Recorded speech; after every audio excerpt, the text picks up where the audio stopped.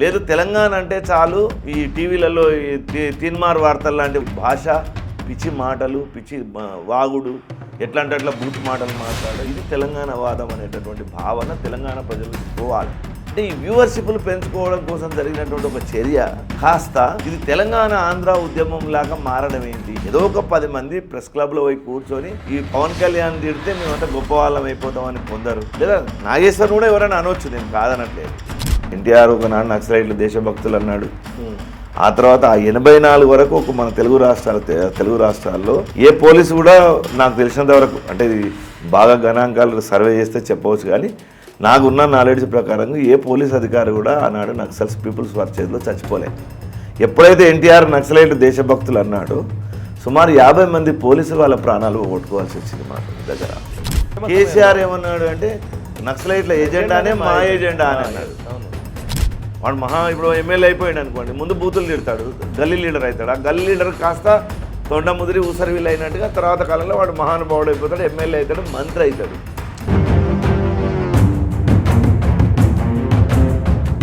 నమస్తే, ఇది నిజం ప్రత్యేక చర్చకు స్వాగతం. ప్రస్తుతం మనతో ఉన్నారు ప్రముఖ రచయిత, కాలమిస్ట్ డాక్టర్ భాస్కర్ గారు. వారితో ఇవాళ మాట్లాడబోయే అంశము ఇప్పుడు తెలంగాణలో ఎక్కువగా చర్చనీయాంశం అవుతున్నటువంటి అంశమే. అది ప్రస్తుతం ఉన్నటువంటి పరిస్థితుల్లో తెలంగాణ ఉద్యమం జరిగి తెలంగాణ రాష్ట్రం ఏర్పడి 12 సంవత్సరాలు గడిచిన తర్వాత తెలంగాణకి ఆంధ్రాకి మధ్య వైరుధ్యాలు లేదా విభేదాలని క్రియేట్ చేసే విధంగా జరుగుతున్నటువంటి పరిణామాల మీద డాక్టర్ భాస్కర్ గారు ఏం చెప్తారో తెలుసుకుందాం. నమస్కారం సార్. భాస్కర్ గారు, చాలా రోజులు అవుతుంది మీతో మాట్లాడి, సో ఈ మధ్యకాలంలో కుదరలేదు. బట్ ఎస్, ఇప్పుడు 12 సంవత్సరాలు అయిపోయింది. తెలంగాణ ఉద్యమంలో మీరు పార్టిసిపేట్ చేశారు, నేను పార్టిసిపేట్ చేసినాను. వేరే నా ప్రొఫెషన్లో నేనుండి కావచ్చు, మీ ప్రొఫెషన్లో మీరుండి కావచ్చు, అందరం తెలంగాణ కోరుకున్న వాళ్ళం, ఎవరు కాదనడం లేదు. తెలంగాణలో పుట్టిన 99% కాదు 100% అందరూ కూడా తెలంగాణ కావాలని కోరుకున్న వాళ్ళే. ఆ రోజు ఉన్నటువంటి ఎమోషన్స్ కూడా వేరు. కొంతవే ఆంధ్ర పాలకుల దుర్మార్గపూరితమైనటువంటి వైఖరులు, వాటిని విమర్శించిన సందర్భాలు కూడా ఉన్నాయి. 12 సంవత్సరాలు అయిపోయింది. 12 సంవత్సరాల్లో చాలామంది శత్రువులుగా భావించబడ్డ వాళ్ళు మిత్రులయ్యారు, స్టేజీలు షేర్ చేసుకున్నారు, అన్నీ అయిపోయినాయి. కానీ ఇవాళ వచ్చేసరికి మళ్ళీ ఆంధ్ర వాళ్ళ పెత్తనం ఏంటి, వాళ్ళ బూట్ల పెత్తనం ఇక్కడెందుకు పెడుతున్నారు, ఇక్కడెందుకు మా మీద రుద్దుతున్నారు అని చెప్పేసి వ్యాఖ్యానాలు జరుగుతున్నాయి. మీరు ఈ ఎపిసోడ్ అంతా వింటున్నారు. సో ఒకసారి మీ ఒపీనియన్ ఏంటి ఫస్ట్? అంటే నిజంగా 2014లో తెలంగాణ వచ్చిన తర్వాత అనేక మంది రాజకీయ నాయకులు అంతకుముందు దాని తర్వాత కూడా పేర్లెందుకు కానీ ఆంధ్ర వాళ్ళతో పెళ్లి సంబంధాలు కలుపుకున్నారు.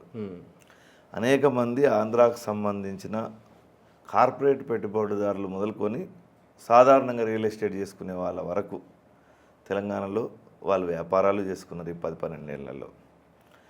తర్వాత 2017లో కేసీఆర్ తెలుగు మహాసభలు చేసినప్పుడు హృదయపూర్వకంగా మేము తెలుగునంతా స్వాగతిస్తున్నాం అనే మాట కేసీఆర్ కూడా మాట్లాడిండు. సో అక్కడ ఉన్న వాళ్ళు కూడా చాలాసార్లు మాట్లాడారు. ఇవన్నీ ఈ ఆదాన ప్రదానాలు జరుగుతూనే ఉన్నాయి ఈ 12 ఏళ్లలో.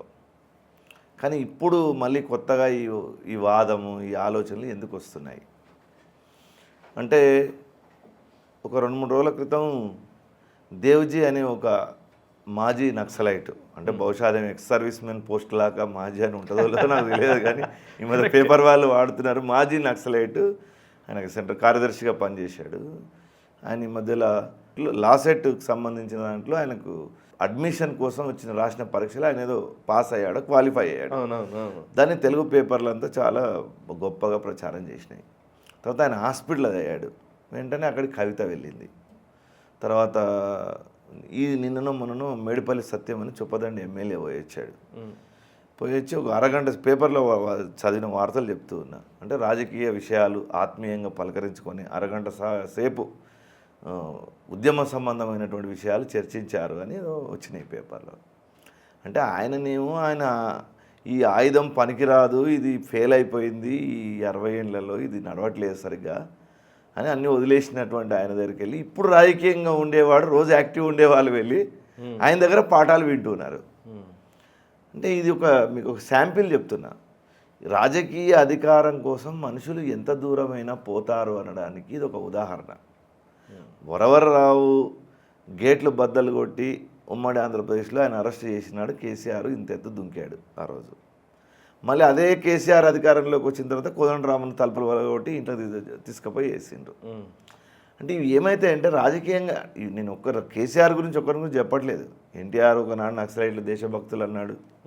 ఆ తర్వాత ఆ 84 వరకు ఒక మన తెలుగు రాష్ట్రాల్లో ఏ పోలీసు కూడా నాకు తెలిసినంత వరకు, అంటే ఇది బాగా గణాంకాలు సర్వే చేస్తే చెప్పవచ్చు, కానీ నాకున్న నాలెడ్జ్ ప్రకారంగా ఏ పోలీస్ అధికారి కూడా ఆనాడు నక్సల్స్ పీపుల్స్ వార్ చేతిలో చచ్చిపోలే. ఎప్పుడైతే ఎన్టీఆర్ నక్సలైట్లు దేశభక్తులు అన్నాడో సుమారు 50 మంది పోలీసులు వాళ్ళ ప్రాణాలు పోగొట్టుకోవాల్సి వచ్చింది మన దగ్గర. దాని తర్వాత చెన్నారెడ్డి వచ్చి లిఫ్ట్ ఎత్తేసిండు. మళ్ళీ ఎన్టీఆర్ కూడా తర్వాత తెలివి వచ్చి ఎన్టీఆర్ బ్యాన్ చేశాడు. తర్వాత చెన్నారెడ్డి వచ్చి మళ్ళీ ఆయన అవకాశవాదం కోసం ఆయన బ్యాన్ ఎత్తేసిండు. తర్వాత 40 నియోజకవర్గాల్లో వాళ్ళు బహిరంగంగా మద్దతు చేశారు చెన్నారెడ్డి కాంగ్రెస్ ప్రభుత్వం రావాలి అని చెప్పేసి. వాళ్ళు ఇప్పుడున్న షబ్బీర్ అలీ ఆనాడు కామారెడ్డి ఎమ్మెల్యేగా నేను మా నక్సలైట్ల యొక్క మద్దతుతో పీపుల్స్ వార్ మద్దతుతో గెలిచినని బహిరంగ ప్రకటన చేశాడు ఆ కాలంలోనే. ఈవెన్ కేసీఆర్ గారు కూడా కేసీఆర్ ఏమన్నాడు అంటే నక్సలైట్ల ఎజెండానే మా ఎజెండా అని అన్నాడు. అంటే నేను ఏమంటున్నా, తర్వాత రాజశేఖర్ రెడ్డి కూడా వాళ్ళని పిలిచాడు, చర్చలు చేశాడు, ఇదంతా అయిపోయింది. కేసీఆర్ వచ్చాడు, కేసీఆర్ అన్నాడు. ఇప్పుడు రేవంత్ రెడ్డి గద్దర్ని తీసుకొచ్చి ఏ పార్టీ అయితే జీవితకాలం మొత్తం కాంగ్రెస్కు వ్యతిరేకంగా మావోయిస్టులు పోరాడారు, మావోయిస్టులను కాంగ్రెస్ పార్టీ కాల్చి చంపింది 100 మందిని. అట్లాంటి కాంగ్రెస్ పార్టీకి చెందినటువంటి ముఖ్యమంత్రి గద్దర్ని వాళ్ళ తెలంగాణ ఐకాన్గా చేసి పెట్టిండు. అంటే ఈ రాజకీయ అధికారం, నేను ఎవరిని విమర్శ చేయడం కాదు, ఇందులో ఏంటంటే రాజకీయ అధికారం కోసం ఎవరైనా ఎలాంటి పని చేయడానికైనా వాళ్ళు దిగజారుతున్నారు ఒక రకంగా చెప్పాలంటే. ఇప్పుడు తెలంగాణలో ఉన్నటువంటి సినారియో ఈ గొడవ ఎందుకు వచ్చిందంటే కేసీఆర్ ఒక 10-12 ఏళ్ళ తర్వాత ఒక గ్రూప్ను తయారు చేసి పెట్టుకున్నాడు. తన చుట్టూ తెలంగాణ భావం ఉండేవాళ్ళు, ఇక్కడ వాళ్ళు అక్కడ వచ్చారు, అక్కడ వాళ్ళు ఇక్కడ వచ్చారు, అంత ఒక మిక్చర్ లాగా ఉంది అది. ఆ పార్టీ కాంగ్రెస్ ఒక పార్టీగా ఉన్నది, భారతీయ జనతా పార్టీ ఒక పార్టీగా ఉన్నది. వీళ్ళందరూ పట్టించుకున్నటువంటి తెలంగాణ వాదం అని ఉండేటటువంటి గ్రూప్ ఒకటి తెలంగాణలో లైవ్గా ఉంది. అదంతా కొద్దిగా సిపిఎం, సిపిఐ, ఈ మావోయిస్టుల డిఎన్ఏ ఉండేటటువంటి గ్రూప్ ఎక్కువ మంది ఉన్నారు అందులో. దాంట్లో నాగేశ్వర్ కూడా ఆ గ్రూప్లోకి వెళ్ళి వచ్చిన వాడే. అంటే లెఫ్ట్ ఎక్కువ సిస్టమే. ఆయన ఎన్నోసార్లు అన్నాడు లెఫ్ట్ వాళ్ళకి ఏం మీటింగ్లు పెట్టడానికి రాదు, వాళ్ళు 10 మంది సుందరయ్య విజ్ఞాన కేంద్రంలో కూర్చుంటేనేమో రౌండ్ టేబుల్ అంటారు, ఆర్టీసీ క్రాస్ రోడ్కి పోతేనేమో ధర్నా అంటారు, ఇందిరా పార్క్ పోతే మహాధర్నా అంటారు అని ఆయనే అన్నాడు. మరి అలాంటి నాగేశ్వర్ ఇవాళ ఒక అభద్రతా భావంలో పడిపోయి పవన్ కళ్యాణ్ మీద చేసినటువంటి వ్యాఖ్యలు, ఆ తర్వాత కాలంలో కేసులు కావడము, ఆయన ఏదో పవన్ కళ్యాణ్ గురించి మాట్లాడడం, పవన్ కళ్యాణ్ ఈయన గురించి మాట్లాడిండని దాన్ని చిలువలు పలువలు చేసి దీన్ని ఒక తెలంగాణ వాదనలాగా, తెలంగాణకు ఆంధ్రాకు యుద్ధంలాగా మలిచినటువంటి ఒక సంఘటన మనం చూస్తున్నాం. దీంట్లో ఒక పట్టుకోవాల్సినటువంటి విషయం ఏంటంటే ఈ మధ్య సోషల్ మీడియా యొక్క ప్రభావం వచ్చిన తర్వాత అనుకోండి, పోల్ మేనేజ్మెంటు, తర్వాత సైకలాజికల్ మేనేజ్మెంటు, జనాల యొక్క మనస్సును మేనేజ్మెంట్ చేసేటటువంటి సిస్టమ్స్ పెరిగిన తర్వాత ప్రతివాడు ఏదో ఒక విధంగా తన యొక్క ఐడెంటిటీని ప్రపంచంలోకి చూపించాలనే ప్రయత్నం జరుగుతుంది. దానికి తెలంగాణ ప్రాంతంలో ఈ రాజకీయ అస్తిత్వం కోసం ఎన్నుకున్న ప్రధానమైన మార్గం ఏంటంటే తిట్లు, బూతులు. ఎన్ని బూతులు తిడితే అన్ని బూతులు జనం చూస్తారు, ఆ బూతులతోటే వాడు ఫేమస్ అయిపోతాడు, మళ్ళీ నాడు మహాత్ముడు అయిపోతాడు ఆ తర్వాత కాలంలో. వాడు కరెక్ట్. వాడు ఇప్పుడు ఎమ్మెల్యే అయిపోయాడు అనుకోండి, ముందు బూతులు తిడతాడు, గల్లీ లీడర్ అవుతాడు, ఆ గల్లీ లీడర్ కాస్త తొండ ముదిరి ఊసరవిల్లు అయినట్టుగా తర్వాత కాలంలో వాడు మహానుభావుడు అయిపోతాడు, ఎమ్మెల్యే అవుతాడు, మంత్రి అవుతాడు. ఇదొక కల్చర్గా మన దగ్గర వస్తూ ఉన్నది. నేను ప్రజలను కూడా మనం అప్పీల్ చేయాల్సిన అవసరం ఉంది. ఇట్లాంటి వాటిని నిరాకరించాలి. సమాజంలో బూతులు మాట్లాడే వాళ్ళను, ఇష్టం వచ్చిన మాటలు మాట్లాడే వాళ్ళను, లీడర్లు ఎవరైనా కానివ్వండి, ఏ పార్టీ వాళ్ళనే కానివ్వండి, తప్పుడు పనులు చేసిన వాళ్ళైనా కానివ్వండి, బూతులు తిట్టి రాజకీయ నాయకుడిగా ఎదగాలనుకునే వాళ్ళను నిరోధించాల్సినటువంటి బాధ్యత ప్రజల మీద ఉంది. ఒక సంస్కారవంతమైనటువంటి సమాజాన్ని తెలంగాణ కోరుకుంటుందా? లేదు తెలంగాణ అంటే చాలు ఈ టీవీలలో తీన్మార్ వార్తలు లాంటి భాష, పిచ్చి మాటలు, పిచ్చి వాగుడు, ఎట్లా అంటే అట్లా బూత్ మాటలు మాట్లాడడం, ఇది తెలంగాణ వాదం అనేటటువంటి భావన తెలంగాణ ప్రజల నుంచి పోవాలి. ఎందుకు పోవాలి అంటే ఈ గడ్డ మీదనే గద్దర్ పాటలు ఎట్లా అందరు ఇష్టపడ్డారో ఈ గడ్డ మీదనే ఒకనాడు పోతనై భాగవతాన్ని రచించాడు. ఈ గడ్డ మీదనే పాల్కురికి సోమనాథుడు సుమారు 40 అద్భుతమైనటువంటి గ్రంథాలు ఈ గడ్డ మీద రచించాడు. ఈ గడ్డ మీదనే సంస్కృత పండితుడు మల్లినాథ సూరి పుట్టాడు. ఈ గడ్డ మీదనే కాశ సర్వప్ప పుట్టాడు. ఈ గడ్డ మీద సి నారాయణ రెడ్డి పుట్టాడు. ఈ గడ్డ మీదనే కాళోజీ నారాయణరావు పుట్టాడు. ఈ గడ్డ మీదనే ఎంతోమంది మహానుభావులు ఈ గడ్డ మీద పుట్టారు. అంటే వాళ్ళందరికీ ఏం భాష రాదా, జ్ఞానం లేదా? తెలంగాణ అనగానే మనం బూతులు మాట్లాడాలి, ఇష్టం వచ్చినట్టు తిట్టాలి, పిచ్చి సామెతలు ఇదే మా మాట్లాడాలి, సంస్కృతి అని చెప్తున్న వాళ్ళు ఇది మా సంస్కృతి అని దాన్ని జస్టిఫై చేయాలి. Justify చేసేవాళ్ళు. ఇది కొద్దిగా ప్రజలు గమనించాల్సినటువంటి అవసరం మొట్టమొదటి విషయం. రెండో విషయం ఏంటంటే, ఇప్పుడు నేను అన్న విషయం ఏంది, ఈ నాగేశ్వర్కు పవన్ కళ్యాణ్ ఇద్దరి మధ్యలో మాట్లాడింది సాధారణ విశ్లేషణ. ఇప్పుడు మనం ఎట్లా మాట్లాడుతున్నామో అట్లా మాట్లాడుతుంది. ఏ విశ్లేషకుడు అయినా సరే ఏంటంటే కవి అంటేనేమో కవిత్వం చెప్తాడు, వ్యాఖ్యానకారుడు దాన్ని విప్పి చెప్తాడనే ఓ మాట లోకంలో విమర్శకారులు చెప్తూ ఉంటారు. విమర్శ చేసేటటువంటి వాళ్ళు విప్పి చెప్పే మాట వాస్తవం. సరే, ఆయన రాజకీయ అనలిస్ట్గా ఉన్నాడు. ఆయన ఎట్లాంటి రాజకీయ అనలిస్ట్ అంటే, ఓసారి అంటాడు బండి సంజయ్ చాలా గొప్పవాడు, బండి సంజయ్ అద్భుతమైనటువంటి కార్యక్రమం చేశాడు, ఆయన లేకపోతే భారతీయ జనతా పార్టీ ఏమీ లేనే లేదు అని బండి సంజయ్ గురించి ఒక వీడియో చేస్తాడు. చేస్తే ఏమవుతుంది, బండి సంజయ్ ఫాలోవర్స్ అంతా ఏం చేస్తున్నారు, దాన్ని విపరీతంగా ప్రచారం చేస్తూ ఉన్నారు. ఓ రోజు కిషన్ రెడ్డి గారి గురించి చెప్తాడు, కిషన్ రెడ్డి గారు చాలా గొప్పవాడు అది అని చెప్తాడు. లేదా ఓ రోజు రేవంత్ రెడ్డి గురించి చెప్తాడు. ఓ రోజు ఇంకో పార్టీలో ఉండే కేసీఆర్ గురించి చెప్తాడు. ఓ రోజు ఆర్ఎస్ఎస్ చాలా గొప్పది అంటాడు. ఓ రోజు కమ్యూనిస్ట్ పార్టీ గొప్పది అంటాడు. ఇట్లా అనేసరికి ఏంది, ఏ గ్రూప్కి ఆ గ్రూప్ ఏమనుకుంటున్నారంటే దీన్ని ఒక సమగ్రంగా చూస్తలేరు ఎవరు కూడా. మా గురించి ఇంత గొప్పగా ఆయన తాతాచార్ల ముద్ర వేశాడు కదా, నాగేశ్వర్ ముద్ర వేసిండంటే అయిపోయి ఇంక ఏ దానికి తిరుగులేదు అనేటటువంటి ధోరణి చాలామందికి వచ్చి ఏ గ్రూప్ వాళ్ళు వాళ్ళ సోషల్ మీడియాలో దీన్ని వైరల్ చేయడం మొదలుపెట్టిండ్రు. పెట్టేసరికి ఏమవుతుందంటే, ఆయన అన్నాడు చూడు పవన్ కళ్యాణ్, నా వ్యూవర్షిప్ పెరిగిపోయింది ఈరోజు బాగా అని. అంటే ఈ వ్యూవర్షిప్లు పెంచుకోవడం కోసం జరిగినటువంటి ఒక చర్య కాస్త ఇది తెలంగాణ ఆంధ్ర ఉద్యమం లాగా మారడం ఏంటి? ఏదో ఒక 10 మంది ప్రెస్ క్లబ్లో పోయి కూర్చొని ఈ పవన్ కళ్యాణ్ తిడితే మేమంతా గొప్ప వాళ్ళం అయిపోతామని కొందరు, లేదా నాగేశ్వర్ కూడా ఎవరైనా అనవచ్చు, నేను కాదనట్లేదు, ఏదైనా మాట అనవచ్చు అని వాళ్ళు గొప్ప వాళ్ళు అవుతారా కాదా పక్కన పెట్టు. ఈ రకమైనటువంటి ఒక ఘర్షణాత్మకమైనటువంటి వైఖరితోటి లీడర్లు కావాలనుకునే వాళ్ళు, లేదా నేమ్ అండ్ ఫేమ్ తెచ్చుకోవాలనుకునేటటువంటి వాళ్ళు తెలంగాణ యొక్క సమగ్ర స్వరూపాన్ని అధ్యయనం చేయాలి.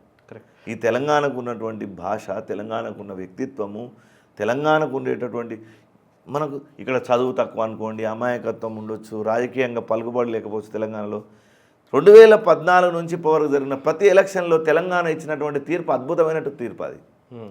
అంటే ఎవరు తప్పు చేస్తే వాళ్ళని పనిష్మెంట్ ఇచ్చింది తెలంగాణ. మరి తెలంగాణ ఓటర్లు అమాయకులని అందరూ అంటున్నారు, కానీ అమాయకులైన ఓటర్లే రాజకీయ చైతన్యం వాళ్ళలో ఎట్లా ఉందనే దానికి మీరు రిజల్ట్ తీయండి. ఫర్ ఎగ్జాంపుల్ 14లో ఎలక్షన్ గెలవగానే కేసీఆర్ని గెలిపించారు, కాంగ్రెస్ని గెలిపించారు, బీజేపీకి సీట్లు ఇచ్చారు, ఆఖరికి కమ్యూనిస్టులకు కూడా ఒకటి సీట్లు వచ్చినట్టున్నాయి. అప్పుడు వచ్చిన తర్వాత ఏమైంది, కాంగ్రెస్ వాళ్ళంతా మళ్ళీ కేసీఆర్ వెంబడి పోయినారు కదా. మళ్ళీ అరే వీళ్ళు ఇట్లా చేస్తున్నారు, వీళ్ళని ఇట్లా కాదు, ఒకసారి వీళ్ళని కాంగ్రెస్లో నిలువరించాలని బీజేపీని పైకి లేపుదాం అనుకున్నారు వాళ్ళు. అనుకుని దుబ్బాకలోకి గెలిపించారు, ఇంకో చోట గెలిపించారు, ఈటల రాజేందర్ని గెలిపించారు, ఇంకో చోట గెలిపించారు. ఇట్లా ఎప్పటికప్పుడు దీన్ని పరిశుభ్రం చేయడానికి తెలంగాణ ఓటర్లు ప్రయత్నం చేస్తూనే ఉన్నారు. ఇది వింటలేరు కాంగ్రెస్ వాళ్ళు, ఎంతమందిని గెలిపించినా టీఆర్ఎస్లకు పోతున్నారు అని చెప్పేసి జిహెచ్ఎంసీలో మొత్తం భారతీయ జనతా పార్టీని గెలిపించారు. మళ్ళీ అదే ఆంధ్ర ఓటర్లు ఎక్కువ ఉన్నటువంటి సిటీ అంతా కూడా మొన్న టీఆర్ఎస్ గెలిచింది వాస్తవం చెప్పాలంటే. అంటే ఏ టీఆర్ఎస్ అయితే ఆంధ్ర వాళ్ళకు వ్యతిరేకం అని చెప్పేసి పుట్టుకొచ్చిందో అట్లాంటి టీఆర్ఎస్ని మొత్తం మళ్ళీ హైదరాబాద్లోనే మీరు అమీర్పేట నుంచి మొదలుకుంటే పటాన్చెరు వరకు అంతా జిహెచ్ఎంసీలో ఆంధ్ర వాళ్ళు టీఆర్ఎస్ని గెలిపించారు. అవతల మొత్తం బీజేపీ గెలిచింది, హయత్నగర్ టు అమీర్పేట వరకు. ఈ మొన్న అసెంబ్లీ ఎలక్షన్లు తెలంగాణ రాష్ట్రం అంతా కాంగ్రెస్ గెలిస్తే హైదరాబాద్ మొత్తం టీఆర్ఎస్ గెలిచింది. అంటే నేను అనేది ఏంటంటున్నా అంటే, ఇక్కడ ఉండేటటువంటి ప్రజలకు ఎంతో అంత అవగాహన ఉంది కాబట్టి ఇది అర్థం చేసుకోవాలి. సార్, నేను మొన్న మీరు అంటున్నప్పుడు నేను ప్రెస్ క్లబ్లో నేను కూడా ఒక పార్టిసిపేట్ చేశాను, అందులో నేను మాట్లాడుతున్నప్పుడు నాకు మీలాంటి వాళ్ళ నుంచి వచ్చినటువంటి స్ఫూర్తి ప్రకారమే నేను ఒక వ్యాఖ్య కూడా చేశాను. చాలామంది దీని మీద మాట్లాడుతున్న వాళ్ళు, విమర్శించే వాళ్ళు కూడా ఉన్నారు. నిజంగా మీ నుంచి నాకు ఆన్సర్ కావాలి. ఇప్పుడు తెలంగాణ అంటే మనం అందరం కూడా హిస్టారికల్లీ అంటే చారిత్రక పరంగా చూసినా కూడా మనం మోస్ట్లీ నిజాం వరకు వెళ్ళి అయిపోతున్నాం. తెలంగాణ ఉద్యమ కాలం నుంచి కూడా మనం అదే మాట్లాడుతూ వచ్చాం. ఆంధ్ర వాళ్ళది ఏముంది, వాళ్ళు ఏం కట్టారు, ఇక్కడ అసలు నిజాం కట్టిన కట్టడాల గురించి కానీ, నిజాం కట్టిన నిర్మాణాల గురించి కానీ, ఆయన ఆ టైంలో ఆయన దగ్గర రోల్స్ రాయిస్ ఉండే దగ్గర నుంచి ఇవన్నీ చాలా విషయాలు మాట్లాడుకుంటూ వచ్చాం. సో నిజాము లేదా సాయుధ పోరాటము లేకపోతే స్వాతంత్రానంత భారతదేశము ఈ అంశాల మీదనే మనం మాట్లాడుతున్నాం. కానీ అసలు నిజాం తెలంగాణ కాదు, కాకతీయుల తెలంగాణ వరకు వెళ్ళాలి, మన సాంస్కృతిక వైభవం అటువైపు సాగాలి, అప్పుడే మనం తెలంగాణ అర్థమవుతుంది అనేది నాకు ఉన్న మీలాంటి వాళ్ళతో విన్నదే నేను మాట్లాడింది కూడా. ఒకసారి let's elaborate this sir. Sir what is exact Telangana అంటే ఏంటి? ఈ నిజాం తెలంగాణ తెలంగాణ అవుతుందా? అదే సంస్కృతి మనది. అంటే వాస్తవానికి ఉద్యమ కాలంలో ఏంటంటే కొంత ఇక్కడ ఉండేటటువంటి మైనార్టీ వర్గాలను దగ్గర తీసుకోవాలన్న అది ఒక ఆ ఊహ ఈ రాజకీయ నాయకులకు అందరికీ ఉండినది కాబట్టి వాళ్ళు దీన్ని నిజాం దగ్గర నుంచి తీసుకొచ్చి మాకు నిజాం ఒక ప్రత్యేకమైన స్వతంత్ర దేశము, స్వతంత్ర గొప్ప రాజ్యం వ్యక్తి అని చెప్పాడు అని అన్నాడు కదా. అసలు నిజాం ఇక్కడ వాడేగాడు, అక్కడ బొకారో నుంచి వచ్చాడు ఆయన, ఇరాన్ నుంచి వచ్చాడు, ఇక్కడికి వచ్చింది వాళ్ళ పూర్వీకులు. ఔరంగజేబ్ టైంలో వాళ్ళు బీజాపూర్లో పనిచేశారు, అక్కడ నుంచి ఇక్కడికి వచ్చారు వాళ్ళు. తర్వాత ఎప్పుడైతే గోల్కొండ సామ్రాజ్యం పతనమైందో అఫ్జల్ జాబిలు ఇక్కడికి వచ్చిండ్రు. మనకు శాతవాహనుల నుంచి మనకు చరిత్ర ఉన్నది. అంటే 1వ శతాబ్దం కంటే ముందు నుంచే తెలంగాణలో కల్చరు, తెలంగాణలో నాణ్యాలు, తెలంగాణలో పరిపాలనలు, తెలంగాణలో రాజలాంఛనాలు ఆనాటి నుంచి ఉన్నాయి. సరే, ఒక స్టాండ్ పాయింట్ పెట్టుకొని మనం చూస్తే కాకతీయుల సామ్రాజ్యం దగ్గర నుంచి మనకున్నది. కాకతీయుల సామ్రాజ్యము ఎప్పుడైతే దేవగిరి అంటే ఇప్పుడు ఉన్నటువంటి ఔరంగాబాద్ నుంచి మొదలుకొని కంచి వరకు గణపతి దేవుడు సామ్రాజ్యాన్ని విస్తరించాడు. గణపతి దేవుడు అటు తూర్పు సముద్రము, ఇక్కడ పైన దేవగిరి, కింద కాంచీపురం. ఓకే, ఇది మొత్తము ఈ కాకతీయుల యొక్క కంట్రోల్లో ఉన్నటువంటి రాజ్యం. గణపతి దేవుని తర్వాత రుద్రమదేవి కాలంలో అక్కడ ఉన్నటువంటి త్రిపురాంతకం అంటే శ్రీశైలం వైపు కొన్ని చిన్న చిన్న రాజ్యాల వాళ్ళు తిరుగుబాటు చేస్తే కూడా ఆమె ఇటువైపు మన వైపు మలుపుకున్నది. ఓకే, ప్రతాపరుద్రుని కాలంలో కూడా అట్లాంటి తిరుగుబాటు జరిపిన ఆయన జరుపుకున్నాడు. ప్రతాపరుద్రుడే స్వయంగా ఆయనను ఢిల్లీకి పట్టుకొని పోయిరు, ఆయనను తీసుకొని పోతుంటే ఆయన నర్మదా నదిలో దూకి చనిపోయాడు. వరంగల్ కోటను విధ్వంసం చేసిన ఢిల్లీ నుంచి వచ్చినటువంటి వాళ్ళు ఈ మాలికా కపూర్ సైన్యం అంతా విధ్వంసం చేస్తే అప్పుడు ముసునూరి ప్రళయ నాయకుడు ఇక్కడ నుంచి సామ్రాజ్యం తీసుకొని పోయి ఇక్కడ నుంచి రాజధాని తీసుకెళ్ళి భద్రాచలం దగ్గర అడవిలో ఉండేటటువంటి రేకపల్లిలో దాన్ని రాజధానిగా చేసుకొని తెలుగు ప్రాంతాన్ని మొత్తం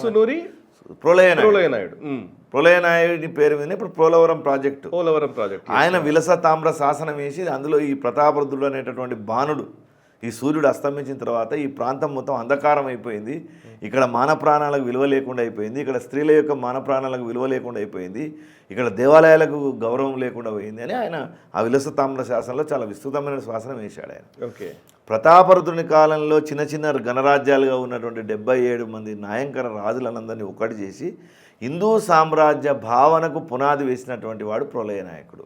ఓకే, అది అప్పుడు తూర్పు సముద్రం వరకు మన రాజ్యమే ఉన్నది, ఇక్కడ నుంచి అక్కడ వరకు. ఒక్క విశాఖపట్నం, విజయనగరము, శ్రీకాకుళం అవి కొంత కళింగ ప్రాంతం, కళింగ దేశము అనే భావంతో అక్కడ పరిపాలన అటువైపు వేరే ఉన్నది. ఇక్కడ కింది భాగం అంతా తూర్పు రాజమండ్రి వరకు కూడా మనదే, ఇక్కడ ఒకటే రాజ్యంగా ఉన్నది వాస్తవానికి. అంటే అట్లా అనగానే వీళ్ళు ఏమంటారంటే ఇప్పుడు తెలంగాణ వాదం మీతోటి లేదా, తెలంగాణలో మీరు పుట్టలేదా? తెలంగాణను మొత్తం అప్పచెప్పింది ఈ తెలంగాణ వాదం అనే వాళ్ళు ఉన్నటువంటి సమయంలోనే ఇవన్నీ జరిగినాయి. ఇప్పుడు ఎవరైతే సోకాడు మేము తెలంగాణ వాదులం అని భుజాలకు ముద్రలు వేసుకొని తిరుగుతున్నారో వాళ్ళ పరిపాలనలు ఉన్నప్పుడే అన్నీ కలిసిపోయినాయి ఈ మధ్యకాలంలో, దాంట్లో ఏమీ తేడా లేదు.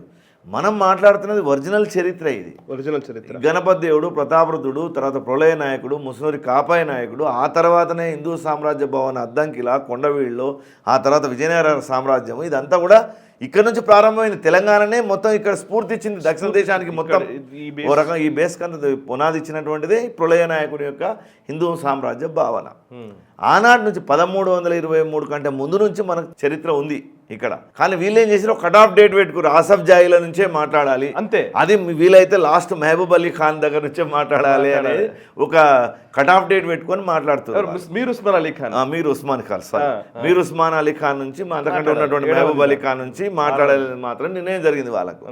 ఆ చరిత్రని చెప్తున్నారు. సరే, కొంత వ్యతిరేకతలు, కొంత అనుకూలతలు, ఆయన పోస్టల్ స్టాంప్స్ తయారు చేశాడని, రైల్వేలు సొంతంగా వేసుకున్నాడని, నాణ్యాలను ముద్రించాడని, టంకశాల పెట్టిండు మన దగ్గర అని, పలానా ప్రాజెక్టు కట్టించిండని, చెరువులు తవ్వించిండని, ఇవన్నీ ఇట్లాంటి చరిత్రను దాన్ని బాగా ఎక్స్పోజ్ చేస్తూ అది మైనార్టీల యొక్క మద్దతు కూడగట్టడానికి జరిగినటువంటి ప్రయత్నంలో భాగమే తప్ప వాళ్ళని కూడా మళ్ళీ అడిగితే లేదా వాళ్ళ అనుయాయులుగా ఎవరైతే ఈ 12 ఏళ్ళ నుంచి ఉండి చరిత్ర రాసిన వాళ్ళు కూడా మళ్ళీ వాళ్ళు కాకతీయులను స్పృశించిండ్రు. కాకతీయుల యొక్క గొలుసు కట్టు చెరువుల గురించి 100 సార్లు వీళ్ళు మాట్లాడిండ్రు. కాబట్టి ఇవన్నీ జరుగుతున్నాయి, నేను కాదనట్లేదు. నా ఒపీనియన్ ఏంటంటే ఇప్పుడు అది గడిచిపోయిన చరిత్ర. ఎందుకు అంటున్నా అంటే ఇప్పుడు రాజకీయంగా ఆలోచిస్తే కూడా కేసీఆర్ పార్టీని టీఆర్ఎస్ తీసి భారత రాష్ట్ర సమితి పెట్టాడు కదా. ఆయన ఆంధ్రలో పోయిండు, ఆ చంద్రశేఖర్ అంటే ఆయన ఎవరో ఆయనను దానికి అధ్యక్షుడు చేసినట్టు, మహారాష్ట్ర పోయిండు, పంజాబ్ పోయిండు, బీహార్ నితీష్ కుమార్ దగ్గరకు పోయిండు, అందరి దగ్గరికి పోయి కలిసి వచ్చిండు కదా పార్టీని విస్తృతం చేయాలని. బట్ ఇప్పుడు ఇంకా ఏడా ఉన్నది దానికి భావన లేదు సార్. ఆయన లేనంత మాత్రం తెలంగాణ ఉండకూడదని కూడా నేను అనట్లేదు. ఇప్పుడు ఈ చెరిగిపోయినాయి, హద్దులు జరిగిపోయినాయి. ఇప్పుడు నువ్వు ఎట్లా చేయగలుగుతావు? హైదరాబాద్లో ఒక సింహ భాగము ఫైనాన్షియల్ డిస్ట్రిక్ట్ నుంచి మొదలుకుంటే కుక్కడపల్లి మొత్తం పటాన్చేరు అటువైపు ఇటు అమీర్పేట వరకు అటు వనస్థలీపురం బిఎన్ రెడ్డి మొత్తం ఆంధ్ర ప్రాంతం నుంచి వచ్చి సెటిల్ అయినటువంటి వాళ్ళు, చిన్న ఉద్యోగం చేసుకునేటోడు ఉన్నాడు, కూరగాయల బండి నడుపుకునే వాళ్ళు ఉన్నారు, టిఫిన్ సెంటర్ నడుపుకునే వాళ్ళు ఉన్నారు, కోటీశ్వరుడు కూడా ఉండవచ్చు. వాళ్ళు ఈ మట్టిలోనే వాళ్ళు మమేకమైన వాళ్ళకు ఇప్పుడు ఈ పవన్ కళ్యాణ్కి ఏం సంబంధం? పవన్ కళ్యాణ్ జనరల్గా అన్ని పార్టీలలాగా తాను వచ్చేదో నన్ను ఎందుకు రానియర్ అనే ఒక దాంతో మాట్లాడితే దాని మీద ఇంత పెద్ద దాడి చేసి దాన్ని నాగేశ్వరకు ముడిపెట్టి దానికి మళ్ళీ ఈ పాషం యాదగిరి లాంటి పెద్దలు లేని హిస్టరీని అంతా నిజాం హిస్టరీని తీసుకొచ్చి దీనికి జత చేసి పవన్ కళ్యాణ్ భార్యల గురించి కుటుంబాల గురించి మాట్లాడడం, ఇష్టం వచ్చినట్టుగా నోరు వారేసుకోవడం ఇది సరైనటువంటిది కాదు. ఇది విజ్ఞతతోటి సమాజం ఆలోచించాలి. ఇవాళ హైదరాబాద్ నగరం ఇవాళ మన దేశ నగరాల్లో అత్యుత్తమమైనటువంటి నగరం ఓ రకంగా చెప్పాలి మనకు. ఎందుకంటే ఇవాళ బాంబేలో పోతే పొల్యూషనే, మీకు ఢిల్లీలో పోతే పొల్యూషనే, కలకత్తాలో పోతే ఏమీ లేదు. కమ్యూనిస్టులు పరిపాలించిన కలకత్తా, 30 ఏళ్ళు పరిపాలించిన బెంగాల్ మొత్తం పరమ దరిద్రంగా ఉంది. ఆడ ఏం గొప్పగా లేదు. ఇండోర్ కొద్దిగా నయం మన దగ్గర ఉన్న వాటిల్లో. తర్వాత చెన్నై మనకు సముద్రం ఉంది, ఆడ ఉక్కబోతా, ఆడ ఏమి సరిగ్గా వ్యవస్థలు లేవు. ఈ బెంగళూరు హైదరాబాద్ బాగుంది. మనకు హైదరాబాద్కి ఇంకొక 100 కిలోమీటర్లు ఇవాళ హైదరాబాద్ చుట్టుపక్కల విస్తరించడానికి అవకాశం ఉంది. కరెక్ట్. అంటే నీకు ఎంతనన్నా జాగ్రాఫికల్గా నువ్వు సిటీ విస్తరించడానికి, ఎన్ని కల్చర్లైనా తనలో ఇముడ్చుకోవడానికి, ఆర్థికంగా అభివృద్ధి చెందడానికి మనకు ఒక 100 కిలోమీటర్ల ఎక్స్పాన్షన్కి ఇవాళ హైదరాబాద్కు అవకాశం ఉంది. ఈ మనమే కోరుకుంటున్నాం. మన పిల్లలు మనకు సాఫ్ట్వేర్లు కావాలంటున్నాం. మన ముఖ్యమంత్రులే, అది ఏ పార్టీ వల్లైనా ఉండనియండి, మన మంత్రులు, మన ముఖ్యమంత్రులు, మన ఐటీ మంత్రులు పోయి విదేశాల్లో సమ్మిట్లు పెట్టి పెద్ద పెద్ద సమ్మేళనాలు చేసి మీరు రావాలి, మా దేశంలో పెట్టుబడులు పెట్టాలని ఒకవైపు మనం అప్పీల్ చేస్తున్నాం. మళ్ళీ ఈ చీప్ పాలిటిక్స్ ఏంటి? ఇట్లాంటి చిన్న చిన్న వాటి కోసం పవన్ కళ్యాణ్ దీన్ని సెంటర్ పాయింట్ చేసి అసలు నాగేశ్వర్ మాట్లాడిన వ్యాఖ్యానం ఏంటి టీవీలో? దానికి పవన్ కళ్యాణ్ ఆంధ్ర తత్వానికి ఏం సంబంధం ఉన్నది? ఏమైనా అర్థం పర్థం లేకుండా శంకరాచార్యులకు పీర్ల పండుగకు ముడిపెట్టినట్టుగా లేదు ఇదంతా కూడా. కాబట్టి ఇట్లాంటి ఈ పిచ్చి మాటలన్నీ మానుకోవాలి. ఇది సమస్య పోకపోతే మనము ప్రెస్ క్లబ్లో కూర్చొని ఏముంది, 2,000 రూపాయలు 3,000 కిరాయిస్తే ఇష్టమైనట్టు ఎవరైనా మాట్లాడవచ్చు, అది పెద్ద విషయం కాకపోవచ్చు. కానీ ఒక ఎకనామికల్ గ్రోత్, ఎంత పెద్ద గ్రోత్ ఉంది వాళ్ళ హైదరాబాద్ నగరానికి, అది మనం ఆలోచించాలి. తర్వాత ఇక్కడ కల్చరు, ఇక్కడ ఉండే వ్యవస్థ, ఇవాళ సిస్టమ్ అంతా కూడా ఇండియా మొత్తం ఇలా హైదరాబాద్ వైపు చూస్తుంది. అట్లాంటి దీన్ని మనం కాపాడకపోతే, ఇక్కడ ఉండేటటువంటి వ్యవస్థల్ని మనం కాపాడకపోతే మనమే ప్రమాదంలో పడతాం, మన పిల్లలే ప్రమాదంలో పడతారు రేపు. ఇక్కడ పెట్టుబడులు రాకపోతే ఇప్పటికే మీరు ఊర్లలో పోయి చూడండి. ఇప్పుడు సగము షాద్నగర్ దాటిన తర్వాత మహబూబ్నగర్ జిల్లా వరకు, తర్వాత అటు రంగారెడ్డి జిల్లా కొడంగల్ వరకు, ఇటు షామీర్పేట దాటిన తర్వాత సిద్దిపేట వరకు, అటువైపు హయత్నార్ దాటిన చిట్యాల వరకు చుట్టుముట్టంతా రియల్ ఎస్టేట్ అద్భుతంగా విస్తరించి ఉండేది. అట్లాంటిది ఇప్పుడు ఈ మధ్యకాలంలో బిజినెస్ లేదని ఎంతోమంది యువకులు ఇవాళ తనలాడుతూ ఉన్నారు. ఇంకా చెప్పాలంటే రియల్ ఎస్టేట్ నడవట్లేదని మొత్తుకుంటున్నారు. కాబట్టి మనం ఇట్లాంటివి లేనిపోని ఇప్పుడు 12 ఏళ్ల తర్వాత పుష్కర కాలం అయిపోయిన తర్వాత, అన్నీ సమసిపోయిన తర్వాత పవన్ కళ్యాణ్ ఏదో మనం తిట్టాలనో, లేకపోతే ఆర్ఎస్ఎస్ని తిట్టాలనో, బీజేపీని తిట్టాలనో, నరేంద్ర మోదీ హైదరాబాద్లో సభ పెట్టినందుకు నరేంద్ర మోదీని తిట్టాలనో, కిషన్ రెడ్డిని తిట్టాలనో, బండి సంజయ్ మీద కోపంతో, ఇంకోరి మీద కోపంతో, రైట్ వింగ్ మీద కోపంతో మీరు ప్రెస్ క్లబ్లో కూర్చొని దయచేసి దుమ్మెత్తి పోయకండి. హైదరాబాద్ యొక్క ప్రతిష్టను దిగజార్చకండి, తెలంగాణ యొక్క వ్యక్తిత్వాన్ని దిగజార్చకండి. ఇది మనం వాళ్ళని కోరేది. Super super super. Thank you very much sir. చాలా పర్ఫెక్ట్ కంక్లూజన్ ఇచ్చారు ఈ మొత్తం వివాదానికి. Really thank you very much sir. So చూసారు కదా, ఇది భాస్కర్ రావు గారి అభిప్రాయం. నిజంగా అంటే చరిత్ర పరంగా చూసినా, సాంస్కృతిక వారసత్వం పరంగా చూసినా, అండ్ తెలంగాణ గురించిన ఆలోచనలు భాస్కర్ రావు గారు చెప్పిన విషయాలతో మీరు ఏకీభవిస్తే కనుక ఈ వీడియోని లైక్ చేయండి, ఎక్కువ మందికి షేర్ చేసే ప్రయత్నం చేయండి, మీ అభిప్రాయాల్ని కూడా తెలియజేయండి. పాజిటివ్ అయినా నెగిటివ్ అయినా you're welcome to give your feedback. Thank you very much. మనసా వాచా కర్మణ, దేశహితం కోసం నేషనలిస్ట్ హబ్. ఈ వీడియో మీకు నచ్చినట్టయితే లైక్ చేయండి, 10 మందికి షేర్ చేయండి. అలాగే కామెంట్ల రూపంలో మీ అభిప్రాయాలను మాతో పంచుకోండి. Nationalist hub group of channels ను సబ్స్క్రైబ్ చేసుకుని తెలుగునాట జాతీయవాద జర్నలిజాన్ని ప్రోత్సహించండి. ఈ వీడియో కింద ఉన్న బెల్ ఐకాన్ పై క్లిక్ చేయడం మర్చిపోవద్దు.